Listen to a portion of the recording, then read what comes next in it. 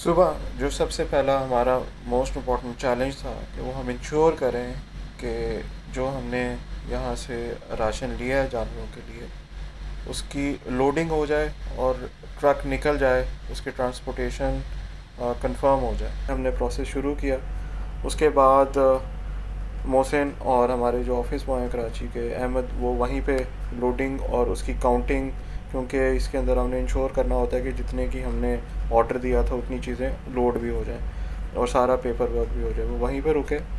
और दूसरी तरफ ऑफिस में डॉक्टर शाहनवाज साहब की टीम को हमने एज अ फॉरवर्ड पार्टी तैयार किया हुआ था। उनकी गाड़ी में जितना सामान आ सकता था फ्लड रिलीफ कैंप के लिए हमने उसमें लोड किया और वो ऑफिस से निकल गए। मीनवाइल ऑफिस में हमारे पास कुछ मीडिया के लोग भी मौजूद थे। उन्होंने भी अब हमारे साथ जाना था, इसलिए हमने गाड़ी हायर की जिस पे हम उनको टटा उस फ्लड रिलीफ कैंप के कवरेज के लिए अपने साथ लेके गए। हम 2 घंटे में तकरीबन ठट्ठा ऑफिस पहुंच गए।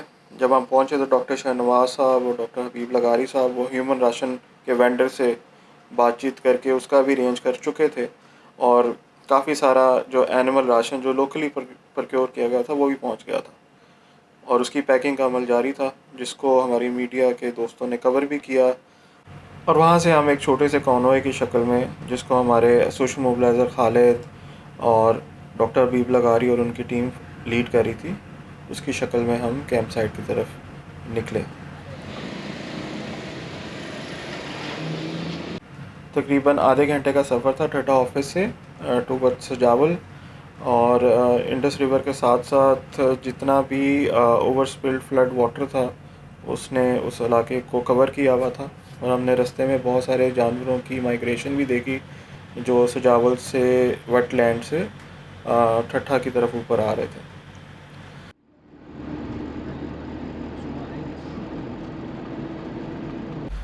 ये वो कैंप साइट है जहाँ पे तकरीबन 50 से 60 फैमिलीज़ डिस्प्लेस होकर यहाँ आई हैं।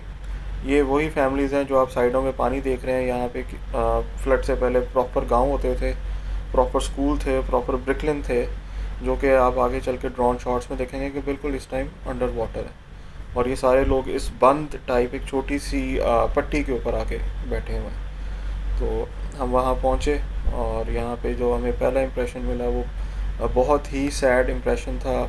बहुत सारे जानवर थे, बहुत सारे ह्यूमंस जो वाकई नीड में थे। और उनको पहले ही हमारी टीम ने अप्रोच किया हुआ था, उनको बताया हुआ था कि हम आ रहे हैं और हम आपके साथ इस तरह की कैंप करेंगे। और उनके रिकॉर्ड्स वगैरह ले लिए गए थे ताकि एक डिग्निफाइड तरीके से हम उनको चीज़ें दे सकें।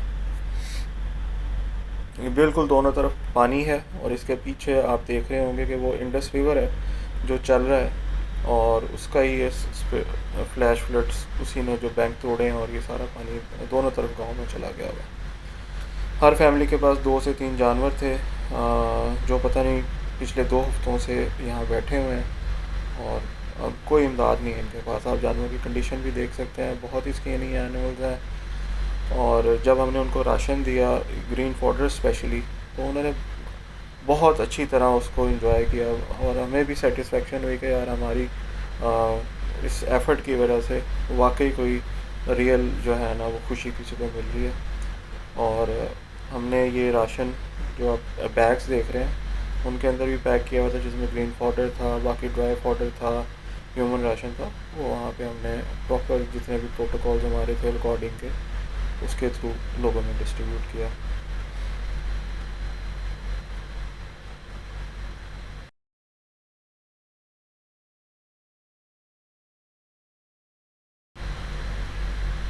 लोग वाकई अपने जानवरों के साथ प्यार करते हैं, ये उनके वाकई एसेट हैं। और उन्होंने हमारा बहुत रिगार्ड किया, बल्कि उन्होंने हमारी हेल्प भी की ऑफ लोडिंग में और पैकिंग में और डिस्ट्रीब्यूशन में। इस चीज़ को हमारे जो मीडिया के दोस्त थे उन्होंने हर एंगल से कवर किया।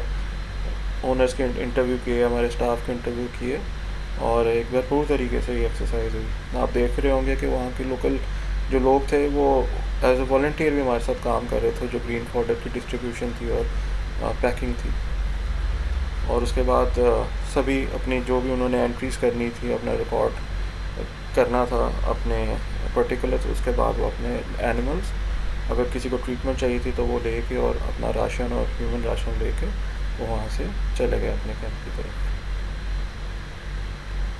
बहुत सारे लोग हैं, बहुत सारे जानवर हैं, लेकिन बहुत सारा पानी भी है, और इसके लिए हमें बहुत सारी एफर्ट की ज़रूरत भी है, और हमें लगे रहना चाहिए। Thank you.